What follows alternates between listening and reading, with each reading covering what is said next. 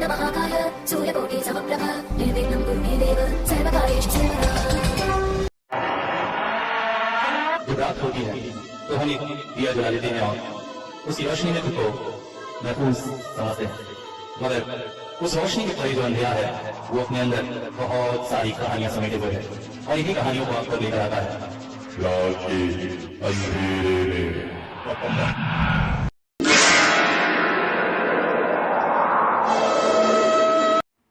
Hello, नमस्कार, आदाब, सत श्री अकाल, गुड इवनिंग दोस्तों, कैसे हैं सभी। और आशा करता हूँ इस बार का आपका नवरात्रि का पर्व बहुत अच्छा जा रहा होगा। भाई मैं तो जैसा मैंने कहा था नियमानुसार एक दिन पहले देवी के रूप में अपलोड करते जा रहा हूँ मंत्रों के साथ, और आशा करता हूँ आप लोग भी प्रतिदिन मंत्रों को जप रहे होंगे।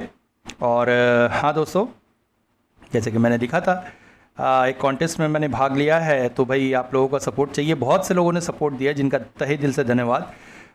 बहुत सारे लोग जिनके नाम मैं एक काम करता हूँ पढ़ ही देता हूँ। तो ये हैं भाई कवि सिंह, अरुण, सुभाष सिंह, अनीता कौशल जी, अमित श्रीवास्तव, जयप्रकाश पटेल साहब, ट्रुथ लोडर जी, आशीष तिवारी, आदित्य प्रताप सिंह और भाई कार्तिकेय। तो इतने लोगों के जो कमेंट उसमें दिख रहे हैं तो मैंने नाम ले लिया। बहुत प्यारे प्यारे कमेंट दिए आप लोगों ने, और बाकी लोगों के भी इसमें लाइक्स होंगे जिन्होंने कमेंट नहीं लिखे हैं, मगर जिन लोगों ने अभी तक नहीं किया है तो भाई कर दो यार। जो मैंने कैप्शन डाला था उसके जस्ट ऊपर पे उसका लिंक है भाई, वहाँ पे जो है मुझे जीतने के लिए आप लोगों का ज़्यादा से ज़्यादा सपोर्ट चाहिए, व्यू एंड लाइक चाहिए। इनाम बहुत ही अच्छा है, और सिर्फ इनाम फर्स्ट के लिए नहीं, जो सेकंड थर्ड वगैरह आएंगे उनको फिर चंडीगढ़ बुला के उनका एक अलग से प्रोग्राम किया जाएगा। तो भाई बहुत बड़ा मौका मिला है, और आप लोगों का सहारा चाहिए, साथ चाहिए भाई। 1000 क्या बोलते हैं सब्सक्राइबर जब मेरे है तो मेरे ख्याल से तो वहाँ तो 1000 हो जाने चाहिए। तो जिन लोगों ने अभी तक नहीं किया कर दो। और हाँ, आज एक अच्छी खबर, मेरे जो दूसरा चैनल है कॉमिक्स ट्री, उसके लिए जो है गूगल वेरिफिकेशन कोड आज आ गया है। 9 सितंबर को अप्लाई किया था मैंने और वो कोड आ गया है। उस पर भी एक वीडियो बना के मैं ज़रूर डालूंगा कि कैसे प्रोसेसिंग करते हैं, ताकि जो मेरे बाकी यूट्यूबर भाई हैं जिनको पता नहीं कैसे काम करते हैं वो उसके बारे में जान जाए। किस तरह से एडसेंस में अपना सेल्फ वेरिफिकेशन, एड्रेस वेरिफिकेशन करते हैं, उस पर एक छोटा सा वीडियो डालूंगा। बस अभी बैंक प्रोसेस जनरेट हो जाए फिर इकट्ठा पूरा डालूंगा। चलिए आज की शुरू करते हैं स्टोरी। कार तेजी से बढ़ी चली जा रही थी। शिवानी देवी आंखें बंद किए अतीत की कुछ यादों में खो गई थी। अभी 50-55 साल पहले की तो बात होगी। वो बहू बनकर आई थी जमींदार हरिनाथ के घर में। जमींदार के 2 पुत्र, बड़ा पुत्र कृष्णकांत और छोटा पुत्र हरिकांत। बड़े पुत्र कृष्णकांत के साथ उनका विवाह हुआ था। छोटा पुत्र हरिकांत ने विवाह नहीं किया था। शरीर से सुडौल और अत्यंत सुलक्षण दिखने वाला हरिकांत स्वभाव से थोड़ा कमजोर था। बचपन में ही माता का देहांत हो गया था। पिता ने उन पर उतना कंट्रोल नहीं रख सका, और 13-14 साल की आयु से ही उसे पराई स्त्रियों के संसर्ग का शौक लग गया था। स्त्रियों के प्रति उसके मन में आकर्षण बहुत ज़्यादा ही था। इसलिए तो जब भाभी घर में आई तो भाभी के पैर छूने के बहाने उससे गलत तरह से स्पर्श किया था, और यह स्पर्श शिवानी देवी अच्छी तरह से समझ चुकी थी, और समझ चुकी थी कि उससे बचकर रहना है। सब लोगों से मेल मिलाप पर समाप्त करने के पश्चात शिवानी देवी जब अपने कमरे में बैठी आराम कर रही थी, तब अचानक एक आवाज़ उनके कान में पड़ी। मैं आपको क्या नाम से बुलाऊं? मुड़कर उन्होंने देखा एक सांवली सी मगर बड़ी बड़ी आंखों वाली अत्यंत सुलोचना लड़की उनके कमरे के बाहर मिठाई की थाली लिए खड़ी है। वो बोली, तुम कौन हो? मैं शालू। मुझे आपकी सेवा के लिए नियत किया गया है। आपसे मैं हर समय आपके पास उपस्थित रहूंगी। आपको जो चाहिए होगा मुझे बताइएगा। बताइए क्या चाहिए आपको? हाँ, पहले तुम ये तो सोच लो कि मुझे तुम बुलाओगी क्या? अरे हाँ, मैं तो मैं तो भूल ही गई। अच्छा, तुम मुझे बहुरानी बुलाना, ठीक है? बहुरानी? हाँ, ये बहुत अच्छा नाम है। हाँ, मैं बहुरानी की सेवा करूंगी। अचानक लड़की की नज़र शिवानी देवी के हाथों में पकड़े साड़ी पर पड़ी। आहा, आपके हाथों में वो लाल रंग की साड़ी कितनी प्यारी है। तुम्हें अच्छी लगी? हाँ, ठीक है, ये तुम रख लो। हाँ, क्या कह रही हो बहुरानी? ये तो बहुत कीमती साड़ी है। हम गरीबों की किस्मत में ऐसी साड़ी कहाँ? अरे, मैं कह रही हूँ ना, तुम रख लो। सच? हाँ। अच्छा, तो एक काम करिए, इसे ना आप अपने पास ही रख रखिए। मुझे जब जरूरत होगी तब मैं आपसे मांग लूंगी। मेरे घर में ना एक चुड़ैल है, चुड़ैल, फुलू नाम की। जो भी चीज ले जाओ वो उसे चाहिए होता है। नहीं नहीं नहीं, ये मैं उसे किसी हद से नहीं दूंगी। इसके बाद कई दिन बीत गए। साड़ी शिवानी देवी के पास ही पड़ी रही। शालू ने उसे कभी मांगा नहीं। एक दिन अचानक शिवानी देवी कुछ काम कर रही थी कि किसी ने पीछे से उनकी आंखों को हाथों से ढक दिया और शब्द कानों में पड़े। बहुरानी, बहुरानी, कर रही हो तुम क्या? लाल साड़ी दे दो ना मुझे जरा। शिवानी मुस्कुरा उठी। उन्होंने शालू का हाथ हटाते हुए कहा, लाल साड़ी मैं तुम्हें दूंगी, पर बताओ तो जाओ, कहाँ जा रही हो सज धज के? कुछ तो सुनाओ। दोनों के बीच ऐसा ही एक प्यारा सा रिश्ता सज गया था। हालांकि शालू ने यह नहीं बताया कि वो सज धज के आखिर जा कहाँ रही है। लाल रंग की उस साड़ी में स्वर्ग की अप्सरा सी लग रही थी शालू, और सजी भी तो थी अपने दिल के उस इंसान के लिए जिसे वो सबसे ज्यादा प्यार करती थी। और ये और कोई नहीं, हरिनाथ का छोटा बेटा था। हरिकांत ने अपने स्वभाव अनुसार ही इस सरल मन की लड़की को अपने जाल में फांस लिया था और कई बार उसके साथ संभोग भी कर चुका था। शालू तो यही समझ रही थी कि उसे अपना सच्चा प्यार मिल गया है, मगर हरिकांत अपने स्वभाव से कभी नहीं पलट सकता था। आज उसने शालू को सज धज कर अपने बगीचे में बुलाया था। शालू यही समझ रही थी कि आज भी उसे अपने प्रेमी का प्यार मिलेगा, मगर हरिकांत की योजना कुछ और ही थी। आज वो शालू को अपने दोस्तों के साथ बांटना चाहता था और इसीलिए उनके बागीचे में उसके 4-5 दोस्त भी पहले से उपस्थित थे। जैसे ही शालू वहां पहुंची, लोगों की भीड़ देखकर वो चौंक उठी। छोटे बाबू, यहाँ इतने सारे लोग क्यों हैं? उसकी ये बात सुनकर वो सब हंस पड़े।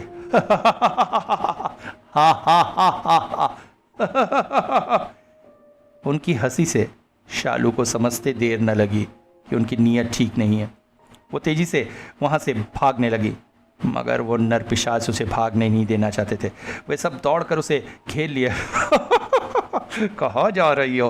अरे हमारे पास तो आओ, आकाश की परी लग रही हो आज इस परी को हम छोड़ेंगे नहीं। उनमें से एक लड़के ने उसकी साड़ी खींच दी, मगर अपनी इज्जत बचाने के लिए शालू साड़ी वही छोड़कर बाकी कपड़ों में भाग पड़ी हवेली की तरफ। भागते भागते वो सीधा पहुंची शिवानी देवी के पास और उनसे लिपटकर रोने लगी।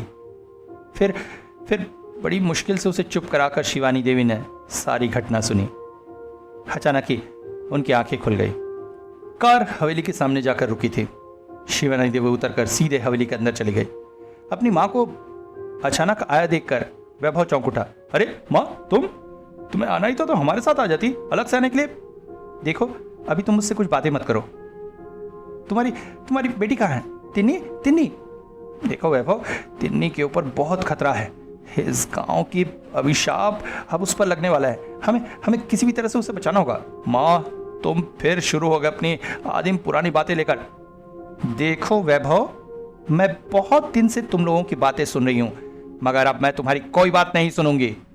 शिवानी देवी का यह रूप देखकर वैभव भी चौंक उठा था। तिन्नी कहाँ है? वो छत पर खेल रही है। सुनकर शिवानी देवी छत की तरफ दौड़ी। तब तक पुरोहित भी वहां आ चुके थे। वैभव और पुरोहित भी छत की ओर दौड़े। वहां पहुंचकर वो चीख पड़ी, तिन्नी तिन्नी, माँ कहाँ है तू, कहाँ है तू? मगर आश्चर्यजनक रूप से छत पर तिन्नी कहीं भी नहीं थी। सब चौंक पड़े थे। उन्हें समझ में नहीं आ रहा था आखिर तिन्नी कहाँ गई।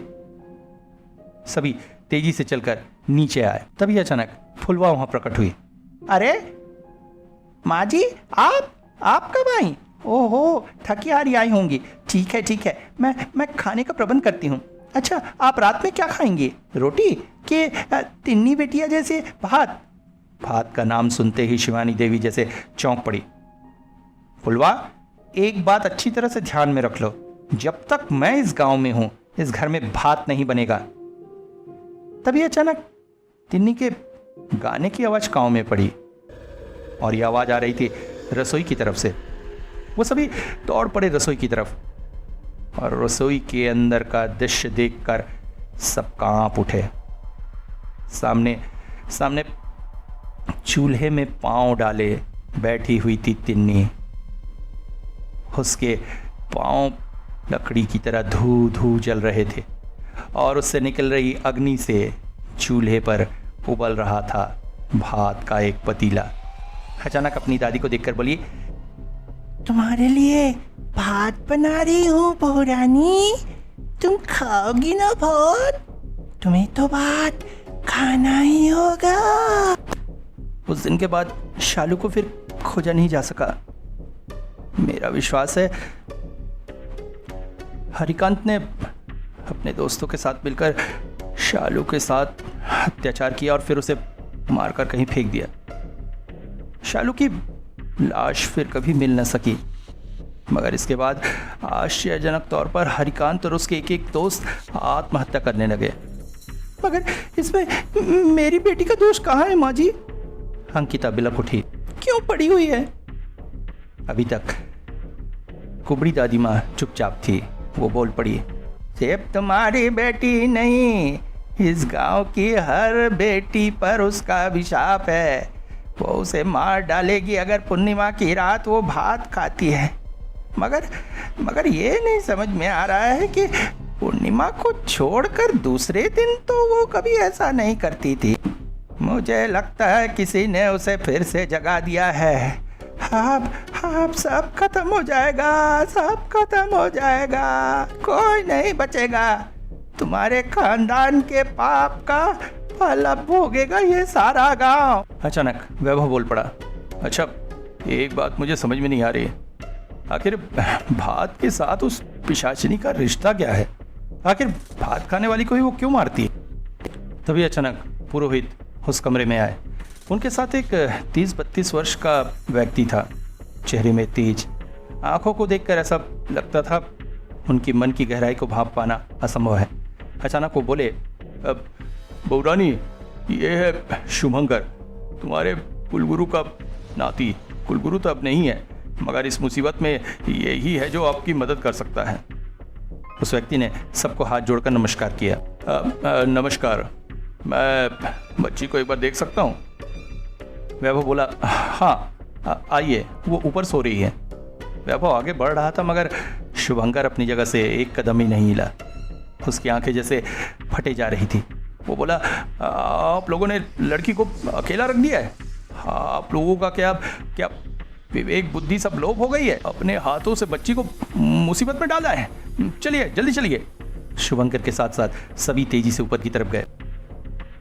तिन्नी, हे तिन्नी, उठ, खाएगी नहीं क्या? अंकिता तिन्नी को नींद से जगा रही थी। तिन्नी ने अधबूंदी आंखों के साथ कहा, नहीं माँ, मुझे भूख नहीं है, बहुत कमजोरी लग रही है, मुझे बहुत नींद आ रही है, सोने दो। अरे ऐसा कहने से चलेगा क्या? शरीर की कमजोरी कैसे दूर होगी? देख, मैंने तेरी पसंद का घी भात और तले हुए आलू लाए हैं। उठ जल्दी खा ले बेटी, खा ले बेटी। तू नहीं खा रही तो मैं भी तो नहीं खा पा रही हूँ। अच्छा माँ, तो अपने हाथों से खिला दो। अपने हाथों से अंकिता उसे खिलाने लगी। आश्चर्य में डूब उठी थी तिन्नी। घर में तो माँ कभी इतने प्यार से नहीं खिलाती है। माँ के हाथों से खाने का लोभ वो संभाल नहीं सके। भूख न होने पर भी थोड़ा सा खाया। फिर बोली, माँ और मैं नहीं खा पा रही हूँ, अब रख दो, मुझे बहुत नींद आ रही। ओह सोएगी तू? मैं तो सोच रही थी हम घूमने जाएंगे, गांव को घूम कर देखेंगे। अभी इतनी रात को? तेरी दादी आई है, जान जाएगी तो मैं नहीं जान देगी। तू तो जानती है तेरी दादी कितनी डरपोक है, हर चीज में डरती रहती है। सुन लेगी तो मैं नहीं जान देगी, इसलिए हम चुपचाप जाएंगे, तू और मैं, माँ और बेटी। तिन्नी को बहुत थकावट लग रही थी, मगर सालों बाद माँ के साथ समय बिताने का लालच वो नहीं छोड़ पा रही थी। चुपचाप दोनों घर के पीछे दरवाजे से बाहर निकलकर अंधेरे में विलीन हो गए। दूर से अगर कोई देखता तो उसे समझ में आता कि तिन्नी जिसका हाथ पकड़ के जा रही है वो उसकी माँ नहीं है, बल्कि एक दूसरी लड़की है जिसका सर नाक तक 2 भागों में बटा हुआ है।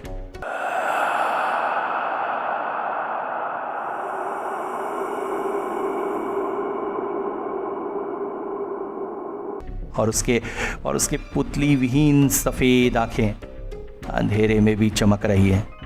और वो दोनों बढ़े चले जा रहे हैं भात पिशाचिनी के मंदिर की तरफ। शिवानी देवी सर पर हाथ देकर जमीन पर बैठ गई है। अंकिता बेहोश होकर गिर गई है। तिन्नी को घर में ना पाकर सभी कई दिल डर से कांप उठे हैं। शुभंकर बोला, वैभव बाबू, अभी हमें तुरंत ही भात पिशाचिनी के मंदिर जाना होगा, अब जल्दी चलिए। अब महिलाएं घर पर ही रहें, आप पुरोहित काका आप भी साथ चलिए। भात पिशाचिनी के मंदिर पहुंचकर वैभव चीख पड़ा, तिन्नी तिन्नी कहाँ है तू? आसपास पागलों की तरह ढूंढने लगा, बेटी बेटी। शुभंकर बोले, इस तरह से करने से नहीं होगा वैभव बाबू, हमें मंदिर के अंदर जाना होगा। उन्हें ज़्यादा खोजना नहीं पड़ा क्योंकि तिल्ली उन्हें मिल गई भात पिशाचिनी के मंदिर के अंदर, मूर्ति के ठीक पास। उसके मुंह पर अभी भी एक गिलास भात रखा हुआ था। वैभव ने तुरंत ही उसे अपनी गोद में उठा लिया।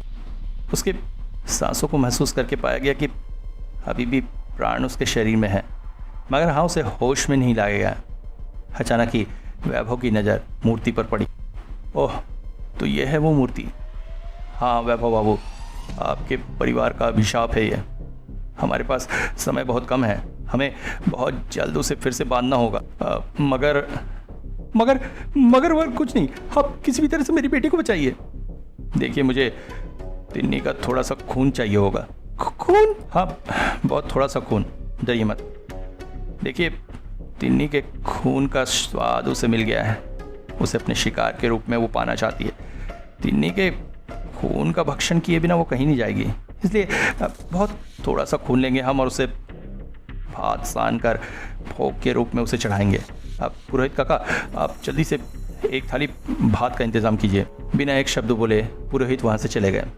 फिर शुभंकर वैभव से बोले, मैं भी ध्यान में बैठ रहा हूँ, आप तिन्नी को गोद में लेकर मेरे पास ही बैठिए, चिंता मत करिए, कुछ नहीं होगा। थोड़े समय तक ध्यान लगाने के बाद अचानक ही चौंक कर अपनी आंखें खोल दिए शुभंकर ने। उनको ऐसा चौंकते देखकर वैभव पूछ बैठा, अब क्या हुआ शुभंकर बाबू? असंभव, असंभव, एक इंसान इतना निष्ठुर कैसे हो सकता है? देखिए, भात पिशाचिनी को ऐसे नहीं रोका जा सकेगा। ये मूर्ति असल में मूर्ति नहीं, उसका शरीर है। क्या आप कहना क्या चाह रहे हैं? देखिए, उसे मारकर उसके मृत शरीर से ही ये मूर्ति बनाई गई है, सिर्फ इसलिए कि पाप को छुपाया जा सके। मैंने देखा है उसे, हरिनारायण ने परोक्ष रूप से ये काम कराया है। अभी वो ये बातें कर ही रहे थे कि पुरोहित भात लेकर वहाँ पहुँच गए। अचानक ही शुभंकर ने अपनी जेब से एक छोटा सा चाकू निकाला और तिन्नी के उंगली पर छोटा सा कट लगाकर वहाँ से कुछ बूंदे खून भात पर गिराई और फिर उसे सानने लगे। यह दृश्य देखकर वैभव को अच्छा नहीं लगा, उसने आंखें बंद कर ली। पुरोहित का भी दिल जैसे मचल आया था। उसके बाद वो बोले, वैभव बाबू, मुझे इस मूर्ति को नष्ट करना होगा। इस मूर्ति में भात पिशाचिनी का शरीर भी रखा हुआ है। पाप छुपाने के लिए उसका शरीर यहीं पे बांध दिया गया था और इसीलिए कुछ दिनों तक उसे रोका जा सका, मगर पूर्णिमा के दिन उसे नहीं रोका जा सकता था। शालू का खूनी अपना पाप छुपाने के लिए इस मूर्ति को अपवित्र कर दिया है, इसीलिए भात पिशाचिनी को पूरी तरह से रोक पाना संभव नहीं हो पाता है। उसने खुद भी नहीं सोचा है कि कितना बड़ा अघटन उसने घटा दिया है। मुझे पहले इस मूर्ति को नष्ट करके भात पिशाचिनी के इसके साथ सारे रिश्ते ख़त्म करने होंगे। उसके बाद उसे ये खून से सना हुआ भोग देकर उसे हमेशा के लिए मुक्त करना होगा। मगर उससे पहले आप तिन्नी को लेकर यहाँ से भागिए। ये गांव छोड़कर इसकी सीमा से जितनी जल्दी बाहर निकल सकते हैं आप निकल जाइए। गांव की सीमा जाने के बाद वो आपका कुछ नहीं बिगाड़ पाएगी। भागिए भागिए वैभव बाबू, यहाँ से जल्दी भागिए। तिन्नी को लेकर पागलों की तरह दौड़ पड़ा वैभव। जल्दी से कार में तिन्नी और अपनी पत्नी को बैठाकर वो गांव की सीमा से बाहर निकल जाना चाहता था। शिवानी देवी को लाख समझाने के बाद भी उन्होंने जाने से मना कर दिया। उन्होंने कहा उनकी अंतिम जीवन इसी गांव में बीतेगा, और इसके साथ साथ किसी डर से उन्होंने अपने बेटे बहू को कसम दी कि उनके मरने के बाद भी वो किसी भी हाल में तिन्नी को लेकर दोबारा इस गांव में ना आए, ना ही उनकी क्रियाक्रम करने की उन्हें ज़रूरत है। बस उनके जाने से पहले वो तिन्नी से लिपट कर रोते हुए बोली, बेटी बेटी तुम्हारी दादी तुम्हें बहुत प्यार करती है, तुम्हारी दादी तुम्हें बहुत प्यार करती है। पुरोहित की मदद से शुभंकर ने भात पिशाचिनी की मूर्ति नदी में फेंक दी। उसके बाद पुरोहित को घर भेजकर वह नदी के किनारे ही खून से सने हुए भात को लेकर बैठा रहा। वो जानता था चाहे जो भी हो भात पिशाचिनी आएगी वो अपनी भूख मिटाने के लिए, और तभी वो उसे एक दूसरी मूर्ति में बांध देगा। तभी अचानक तेज बारिश शुरू हो गई। आकाश में बादलों की गर्जना सी थी कि लग रहा था पूरा आकाश टूट कर गिर जाएगा। तभी बिजली की एक चमक में वो दिखाई दी। दोनों पैरों और हाथों पर वजन लेकर वो धीरे धीरे बढ़ रही थी। उसकी वही चिर परिचित आवाज हवा में गूंज रही थी।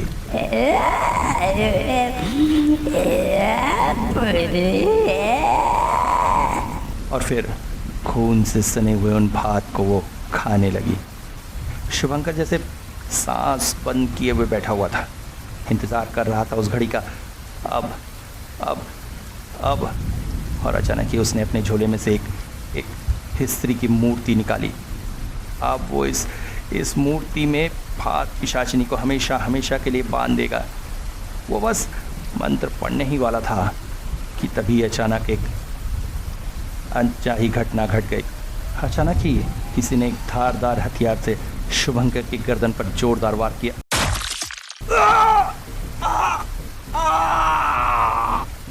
उसका शरीर जमीन पर लौट गया। भात खाते खाते अचानक भात पिशाचिनी ने मुड़कर इस घटना की तरफ देखा, और उसने देखा उसके थोड़ी दूरी पर खड़ी है उसकी फूलू दीदी, जिसके हाथों में है खून से तना हुआ एक दाव, जिसके मुंह से कुछ शब्द निकल आए। और तुझे कहीं भटकना नहीं पड़ेगा बहन, कहीं भटकना नहीं पड़ेगा, कहीं तुझे बंदी होकर नहीं रहना पड़ेगा। बस आज तेरी मुक्ति हो जाएगी। जा जा जा जा जा, अब अपना अंतिम काम कर डाल, जा जल्दी से कर डाल और मुक्त हो जा। उधर वापस लौटकर पुरोहित ने शिवानी देवी को सारी बात बताई।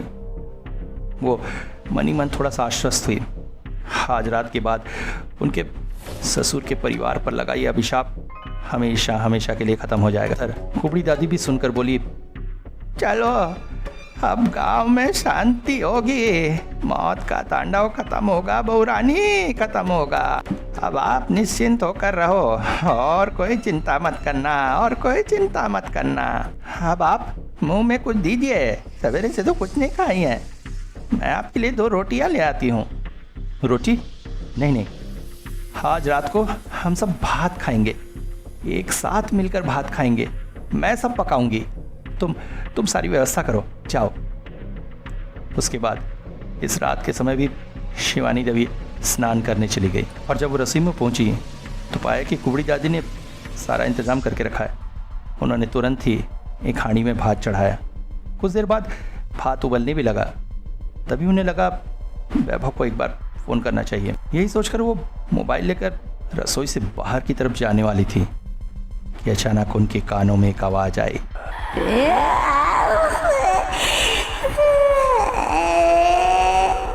और अचानक ही रसोई का दरवाज़ा बंद हो गया। घबराकर जैसे ही शिवानी देवी मुड़कर देखने लगी। उन्होंने पाया उबलते हुए भात के उस गंजी में से एक सिर बाहर की तरफ निकल रहा है और वो सिर कपाल से नाक तक 2 भागों में बटा हुआ है। कुछ देर बाद कुबड़ी दादी जब रसोई में पहुंची तो शिवानी देवी की मृत शरीर को पाया। तेज बारिश की वजह से शिवानी देवी की आखिरी चीख किसी के कान तक नहीं पहुंच पाई थी। इन सारी घटनाओं के बीच एक अटल सत्य गांव के कोई भी व्यक्ति नहीं जान पाया।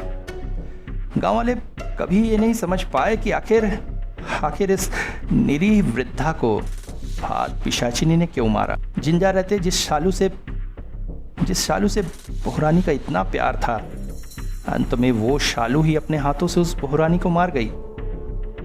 केवल एक व्यक्ति ही ये बात जानता था और वो था शुभंकर।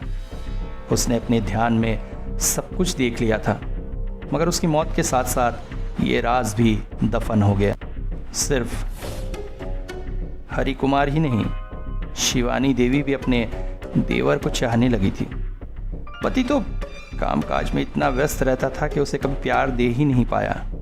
प्यार मिला उसे अपने देवर से, मगर जब एक गरीब घर की लड़की उसके दिल में बसने लगी तो प्रतिशोध की ज्वाला से जल उठी थी शिवानी देवी। क्या वो गरीब सांवली लड़की उससे भी ज्यादा सुंदर है? उससे भी ज्यादा सुंदर। इसलिए शालू के यौवन भरे शरीर को देखकर मचल उठी थी शिवानी देवी। उस दिन रात में जब रोती हुई शालू शिवानी देवी के पास गई थी, तभी उन्होंने उसे एक कमरे में बंद कर रख दिया था।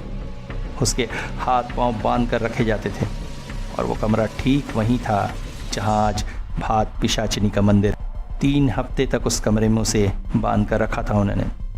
खाने के नाम पर सवेरे सिर्फ एक रोटी और पानी देती थी, मगर फिर शिवानी देवी समझ गई ज़्यादा समय तक वो ऐसा नहीं कर पाएंगे, क्योंकि वो गर्भवती थी और उनका देवर ही इस बच्चे का बाप है, ये सिर्फ वही जानती थी।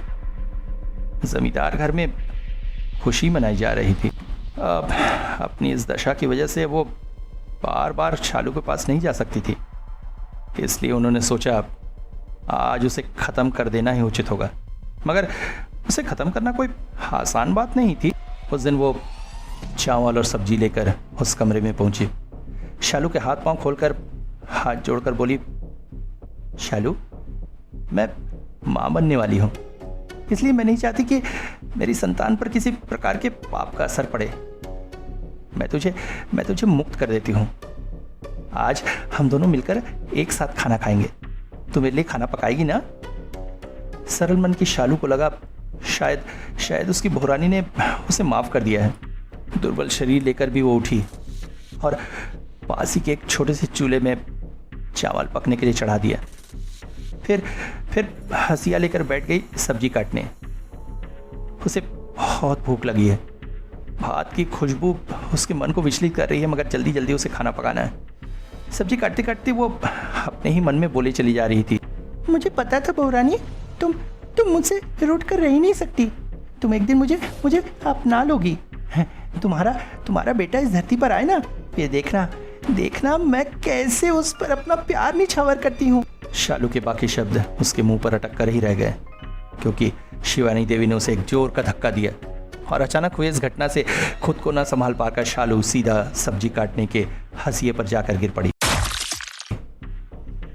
और उसके शरीर पर मृत्यु उतर आई। ठीक से चीख भी नहीं पाई थी वो। उसका सिर कपाल से नाक तक 2 भागों में बट गया, मगर इतना होने पर भी शिवानी देवी की प्रतिशोध की ज्वाला नहीं मिटी। शालू का सुंदर चेहरा ही उन्हें नापसंद था, इसलिए मरने के बाद भी वो उसके लाश को उठाकर खींच कर ले गई सामने उबलते भात की उस हंडिया में और वहां पर डाल दिया उसके सिर को। पूरी भात की हंडिया लाल हो उठी। शालू की लाश को वहीं कमरे के नीचे गाड़ कर रखा था शिवानी देवी ने, मगर जब गांव की एक लड़की की मौत होने लगी, तब हरिनारायण को सिखाकर उन्होंने वहां पर भात पिशाचिनी का मंदिर बनवाया और एक मूर्तिकार को बहुत पैसे देकर शालू की लाश के द्वारा ही उस मूर्ति का निर्माण करवाया और फिर तांत्रिकों के द्वारा उस मूर्ति को उसी मंदिर में बांध दिया गया। सुनने में आया इसके बाद से ही हरि कुमार और उसके दोस्त डरे डरे से रहने लगे थे और उसके बाद फिर एक एक कर उन सब ने आत्महत्या कर ली। फूला आज बहुत प्रसन्न थी। आज उसकी बहन को अंतिम इंतकाम मिल गया था, मगर प्रतिशोध और प्रतिहिंसा की ज्वाला इंसान को खुद भी जला देती है। सब कुछ होने के बाद भी उसकी मुक्ति नहीं हो सकी। वो आज भी अपनी नातिन माया को देखती है। सिर्फ इंतकाम के लिए ही तो उसने अपनी नातिन की बलि दी थी। लोग फुलवा को पागल बोलते हैं। गांव के बच्चे उसे चिढ़ाते हैं। वो अत्यधिक उत्तेजित होकर उन्हें पत्थर मारने दौड़ती। उनकी बहू भी अपनी बेटी को देखती है, मगर वो तो माँ है। वो उससे डरती नहीं है, डरती नहीं है, डरती नहीं है, डरती नहीं है।